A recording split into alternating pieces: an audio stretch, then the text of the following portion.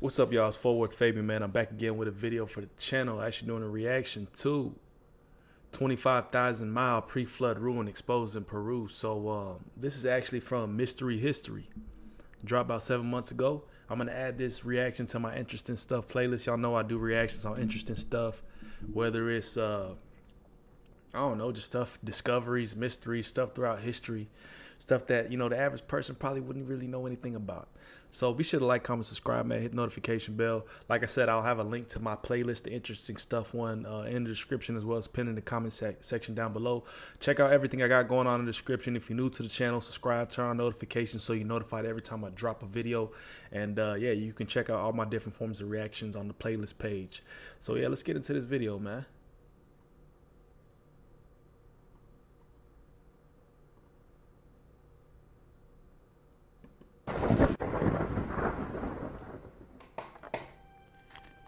Although many academic bodies and the individuals funded by said institutions are only allowed to attribute ancient ruins to known heavily researched past civilizations, there exist many features within these sites found all over the world which tell a very different story.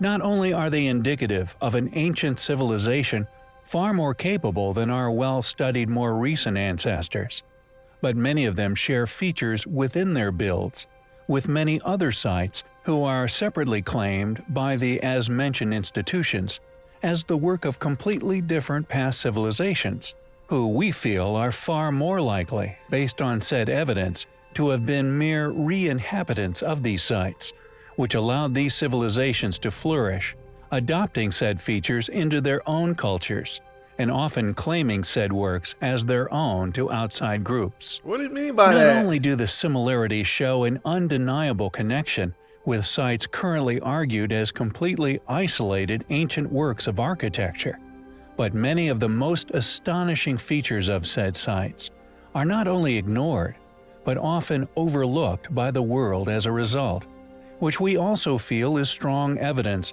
of not only a deliberate attempt to ignore the facts in favor of fallacy, but clear proof of a conspiracy which is largely funded in an effort to keep these particular proverbial smoking guns hidden and under wraps, often avoiding further study as a result.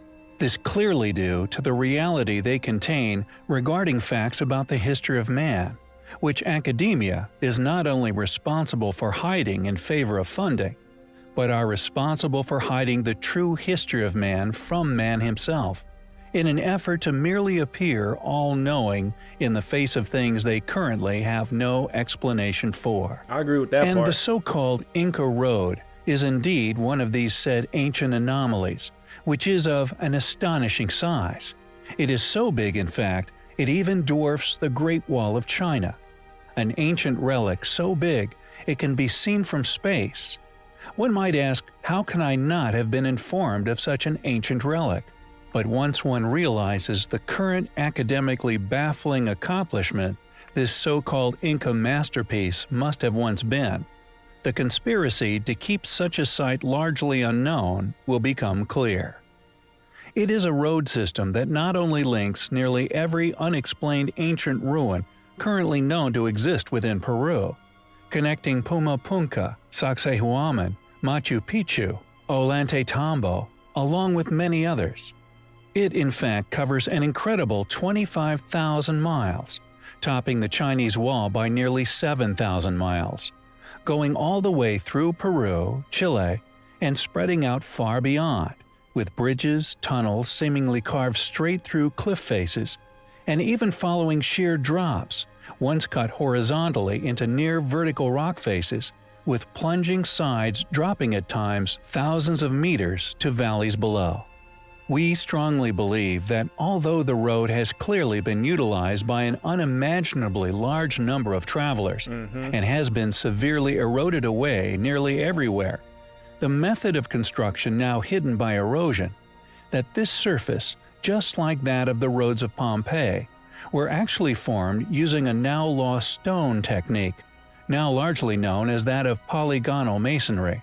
Not only a lost, now unexplained technique of stone building, If you're gonna tell me that this road travels for miles on end, even longer than the Great Wall of China, but just the architectural aspect of like the stoning, like they're mentioning, imagine how long it took to build this road.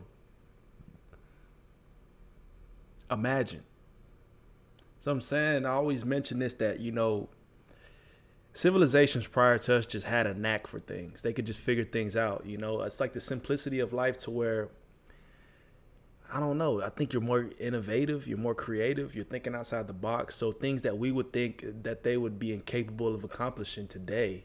And I mean, obviously today we have modern technology, but things that they would have been capable of accomplishing back then, in our perspective, it's like ludicrous. Like how, but man, something about 'em. Indicative of a lost civilization and technologies. But the sheer size of the road Pompeii. and the features accomplished along its incredible length still provides countless unexplained features, which cannot be explained as Inca. Yet not only is it and its features academically ignored, but we feel the proposition of it being an Inca relic, just like all the ancient sites we have already covered in which it connects, are far too advanced to be claimed as Incan.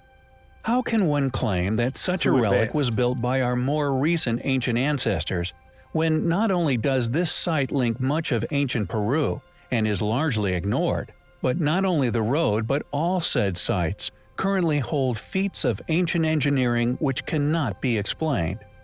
It is clearly a feature that is indicative of a far more advanced, far more ancient civilization, which once constructed this road and the sites found along it, merely re-inhabited by our now well-studied, far more recent ancient ancestors. It is a place we find highly compelling. Sick of hiring setters that barely man. book calls for your business? Use AI instead. We use These civilizations, so to speak, man, like, see, like, he's even speaking to it in context of disbelief.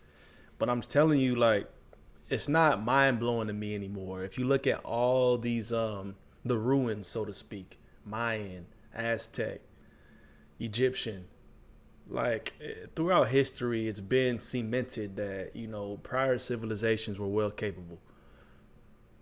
But people today, oh, how is it possible? I mean, of course, there's a lot of mysteries behind a lot of things. You know what I mean? Like, I'm not even, Stonehenge or whatever you want to talk about, how things were able to be formulated, a lot of these were man-made concepts. But there is slight mystery to some things, but I'm not baffled by the innovation. I'm not baffled by the creativity. We recently covered the enigmatic ancient civilization that could once be found among the tops of the mountains within northern Peru. Known as the Chachapoyas, or Cloud People, they were a race of possible ancient giants that are said to have been responsible for some of the most precariously positioned and most amazingly constructed ancient builds to be found anywhere on Earth, let alone Peru. And the most astonishing of these has to be the ancient site known as Kulap. Kulap is a little academically shared, thus little known ancient Peruvian site, located within the Peruvian mountains near the towns of Maria and Tingo, in the southern part of the region of Amazonas. According to particularly funded parties, it was built by the Chachapoyas culture a mere 1,400 years ago, on a ridge overlooking the Utcubamba Valley. However, once one has an opportunity to visually explore this untouched, once lost ruin, the unexplainable extent of the groundwork that went into creating the site becomes apparent. What first appears to be long brick-walled fortifications are soon realized to actually be enormous, seemingly unimaginably huge groundworks built by brick, creating multi-meter reinforced walls backfilled and leveled with earth, creating a ruin which is now what can only be seen as man-made geology. Groundworks the size of no other anywhere on Earth, created apparently quite recently within history without any real record of the astonishing event, or more importantly, cataloging of the methods used found anywhere among the sites. The city has 3 entrances, 2 to the east and the other one to the west. The main entrance has a trapezoid shape, having once also having a corbel arch. This entrance was siege-proof due to its cunning shape. It becomes narrower and narrower until it allows the passage of only one person at a time. You could block that thing off Astonishing easily. architecture, built with precision into enormous constructions. There are over 550 structures within the fort, nearly all of which having once been circular. On the southwestern part of the settlement, there is a 5.5 meters high structure known as El Tintero, or Templo Mayor, Spanish for main temple. Ceremonial archaeological remains have been found at this location, and it is hypothesized that the building may have been used as a solar observatory. Kulap was accidentally rediscovered in 1843 by Juan Crisostomo Nieto, a judge from the city of Chachapoyas. In 1870, Antonio Raimondi made the first known survey of the site. Ever since, details regarding the site have slowly been revealed. Astonishing ruins. A place like many others around the globe, which also display seemingly impossible feats of engineering, accompanied by complete lack of any recording or explanation for said tasks, undoubtedly predates its academic dating. The question is, who could have built such astonishing architecture atop the largest groundworks anywhere on Earth? How did they complete such a mammoth task at such a high altitude? Perhaps one day we will find out. About 50 years ago, a most miraculous discovery was made. Known as the Book of Giants, it is an antediluvian narrative that has long been hunted by adventurers and Cyclops. archaeologists alike. Huh? Attributed to the writings of a character known as Mani, the Book of Giants had long been known as a real body of work which circulated among the ancient Manichaeans. During the 20th century, discoveries of tiny fragments of this original work began to reveal the Book of Giants' actual existence. Fragments of Dead Sea Scrolls containing the actual Book of Giants were first discovered at Turfan, now known as Turpan, a city located within the east of China. These fragments substantiated the many references to its existence within other literature, and finally confirmed its existence beyond doubt. People of all walks of life began to devote their lives to the discovery of these incredible texts. Texts which apparently documented the life and death of an ancient race of giants, who called themselves the Wild Men. It is an expansive narrative of the birth of immortal giants on Earth. In this story, the giants came into being when the sons of God had children with mortal women, See, I was just about subsequently to reference birthing a the hybrid Book of race of Enoch, giants. man. Everybody's talking about the sons of God. It's the fallen, essentially. The Book of Enoch talk about this thoroughly. You know, where God had cast, or certain angels descended from heaven and were doing foul things, not aligning with God's purpose or will. You know what I mean? And they started impregnating human women, to where their offspring were giants, essentially. I like how they trying to sugarcoat it. These giants partook in destructive and immoral actions, which slowly devastated humanity. When Enoch heard of this, he was distressed and asked God to bring judgment. I became a sperm donor with Cryos, and guess I they made are gonna mention Enoch. Thank $780 you. each month. Is judgment to the giants. It's the When the flood. giants heard this, many chose to act in defiance. While these fragments were incomplete at this point, the Manichaean literature ends the story by telling of the hosts of God beating the race of giants in battle. An incredible story, one which dates back from far within our ancient past. In 1971, J.T. Millick discovered several Aramaic fragments of Enochic works among Dead Sea Scrolls at a site known as Qumran. Among the fragments discovered were 10 manuscripts of the Book of Giants. These fragments were found in 6 different caves which dotted the site. These scroll discoveries allowed for further refinement of the works, and is now seen as a virtually complete ancient text. Is this story yet more compelling proof of an ancient race of giants who once dwelled and later perished here upon our planet? Or perhaps just a religious fairy tale? Regardless of this, it is an impressive and amazing story in its own right, one which has managed to survive untold millennia to reach us in the modern day. A story many people throughout history saw it incredibly important to preserve and communicate to others. Thanks for watching, guys, and until next time, take care. A lot of people don't. lot of people don't give that book credit in its existence to be, you know, actually part of the Bible and be even factual. So, but anyways, there are many legends attributed to this next incredible ancient feature.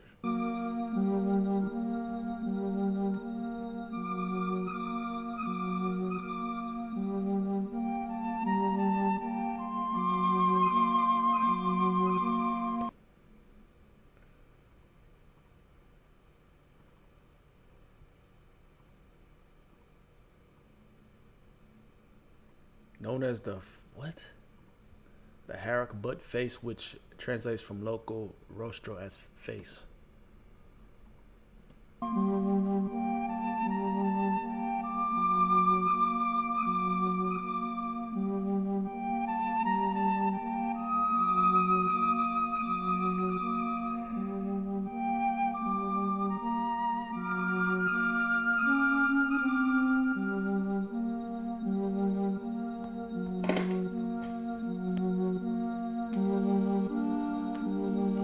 Of course they're gonna argue otherwise for their own benefit.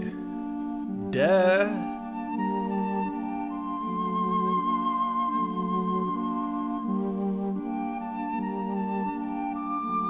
Precision.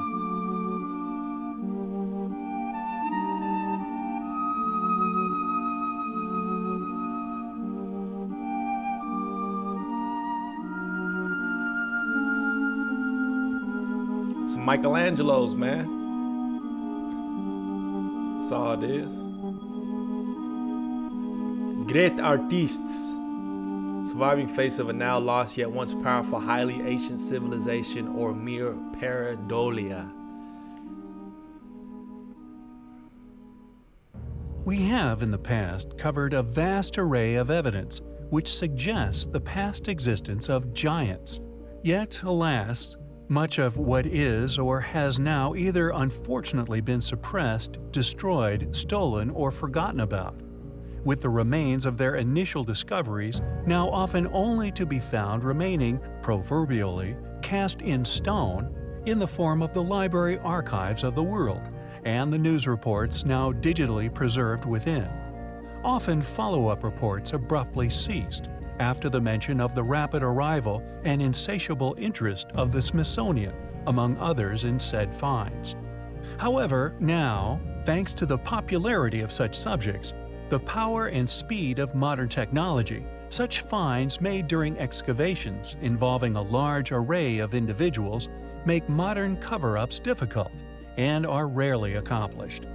With the only modern, almost openly admitted one of note, having followed the discovery of the supposed tomb of Osiris, when all media was immediately banned from the site. When permitted back, the tomb had already been penetrated and was subsequently claimed as having been found empty, supposedly previously looted.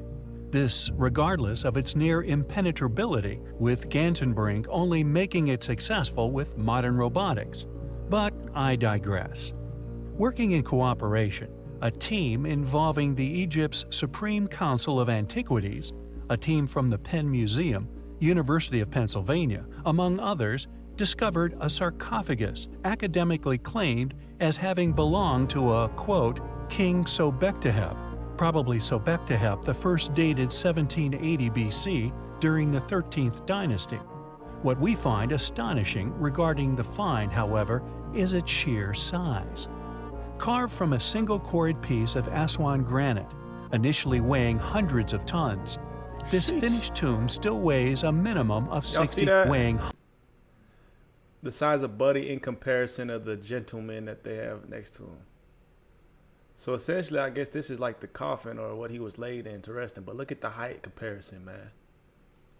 Buddy was definitely tall. Hundreds of tons. This finished tomb still weighs a minimum of 60 tons. It was somehow transported to the burial site and placed seemingly with delicacy where it now lay. Its resting place, inner chamber, also some 3 meters in length. The baffling enigmas of why such size. How were they moved? To explain how these feats were accomplished is far less difficult challenge if one incorporates into their postulations The possibility that the size of these tombs were, in fact, made to measure, indeed a match, to the height and scale of the civilization who buried them. Could the inclusion of ancient giants into the many other theories surrounding the mysteries of Giza solve the puzzle we still can't solve of how these stones were moved? It is a hypothesis which we find very fitting. Mystery history, man. Let me know y'all's thoughts on this in the comment section down below. A lot of interesting information there, man. That was 25,000 mile pre-flood ruin exposed. Shout out to Mystery History, man. This is my first time doing a reaction to them. Interesting information. I like the narration as well. So comment down below y'all's thoughts. If you have additional recommendations for content as far as along the lines, comment down below. Recommend something. Like I said, check out the interesting stuff playlist, man.